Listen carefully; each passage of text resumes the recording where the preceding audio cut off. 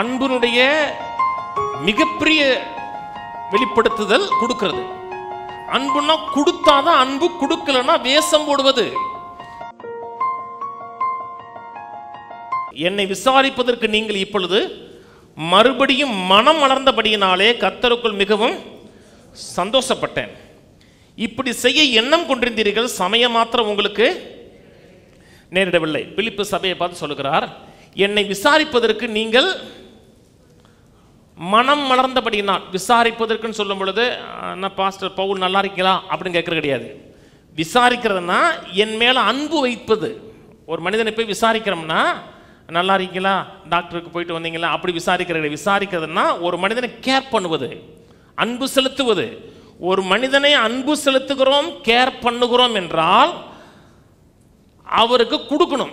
கொடுக்கறதா அன்பு செலுத்துகிறதனுடைய எக்ஸ்பிரஷன்.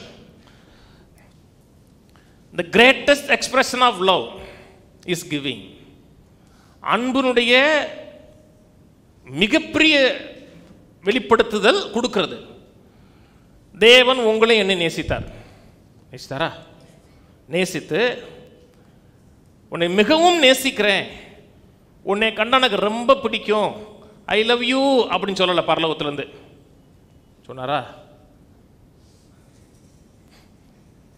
சொல்லல.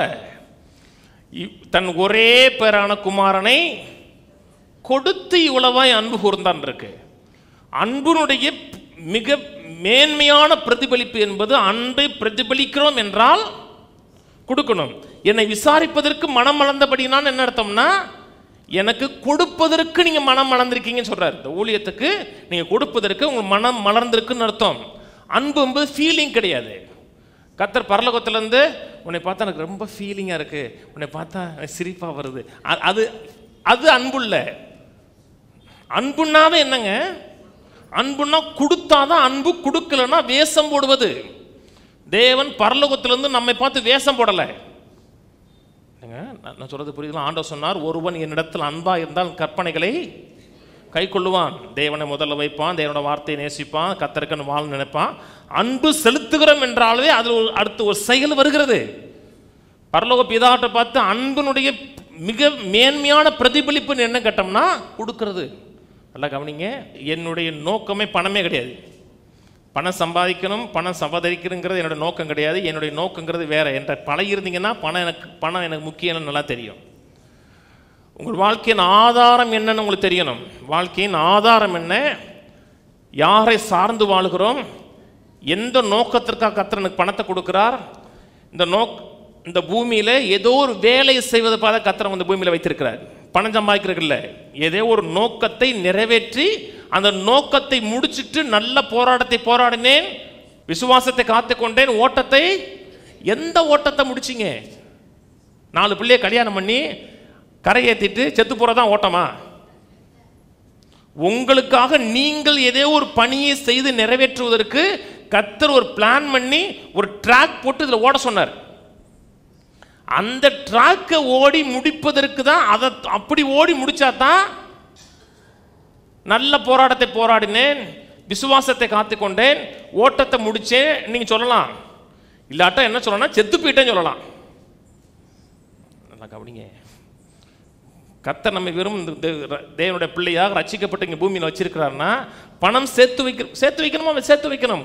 நீதிமான் தன் பிள்ளைகளின் பிள்ளைகளுக்கு ஆஸ்தியை சேர்த்து வைக்கிறான், அதெல்லாம் இல்லைன்னு சொல்லலை. ஆனால் ஆஸ்தியை சேர்த்து வைக்கிறதுக்காக கர்த்தர் வைக்கலங்க, ஒரு நோக்கத்தை நிறைவேற்றுவதற்காக வைத்திருக்கிறார். அந்த நோக்கம் என்னுடைய வாழ்க்கையோட முடிவது கிடையாது, என்னுடைய பிள்ளையோட வாழ்க்கையில் தொடருது, உங்க பேர பிள்ளை வாழ்க்கையிலும் தொடர்வது. அந்த நோக்கத்தை நிறைவேற்றுவதற்காக சொத்தை சேர்த்து வச்சு போனோம். தாவீது சேர்த்து வச்சாரா? எதுக்கு சேர்த்து வச்சாரு? ஒரு நோக்கம். அந்த நோக்கம் தான் அந்த ஓட்டம். சொல்றார், என்னை விசாரிப்பதற்கு மனம் மலர்ந்தபடியினாலே நான் கர்த்தருக்குள் மிகவும் சந்தோஷப்பட்டேங்கிறார். நல்லா கவனிங்க, கர்த்தருக்கு கொடுக்கிறது, ஒரு மனுஷனுக்கு கொடுக்கிறது, அதை மோட்டிவேட் பண்ணுகிறது என்னவா இருக்கணும்னா அன்பு மட்டும்தான் மோட்டிவேட் பண்ணதில்ல. தேவன் நம்ம கொடுத்தாரு, எதை மையமாக வச்சு கொடுத்தாருன்னா நம்மை நேசித்தபடினால் கொடுத்தார். மக்கள் கர்த்தருக்கு கொடுக்கறதுக்கு ஏதோ ஒரு மோட்டிவ் இருக்கு, ஒரு மனிதனுக்கு கொடுக்கறது மோட்டிவ் இருக்கு. ஒரு மனிதனுக்கு நீங்கள் கொடுக்குறீங்க வச்சுங்களேன், அவர்கிட்ட எந்த விதமான பிரதிபலனை எதிர்பார்க்கக்கூடாது. நீங்கள் ஏதாவது ஒரு பிரதிபலனை எதிர்பார்த்து நீங்கள் கொடுக்குறீங்கன்னா அது கொடுப்பதே கிடையாதுங்க. அது அன்பு கிடையாதுங்க. அன்பு பிரதிபலன் பார்க்காமல் கொடுப்பதான் அன்பு. நான் சொன்னது புரியுதுங்களா? அவன் நல்லா இருக்கணும், அவன் கடன் அடையணும், அவன் வாழ்க்கை நல்லா இருந்து போகிறான், என்ஜாய் பண்ணிட்டு போகிறான் அப்படின்ட்டு அந்த மனதில் வச்சு கொடுக்கறது தான் அன்பை தவிர, நான் கொடுத்தேன் எனக்கு ஒரு தேங்க்ஸ் கூட பண்ணலை அதை கூட எதிர்பார்க்கக்கூடாதுங்க. அவன் தேங்க்ஸ் சொல்கிறான், தேங்க்ஸ் சொல்லாமல் இருக்க போகிறான், அது அவன் கேரக்டர். என்னுடைய கேரக்டர் அவனை நேசிக்கிறேன், ஆனால் நான் கொடுக்குறேன். நான் சொன்னது புரியுதுங்களா? நாமெல்லாம் ஆண்டவருக்கு தேங்க்ஸ் பண்ணணும்னு நினச்சி குமாரனை கொடுத்தாரா?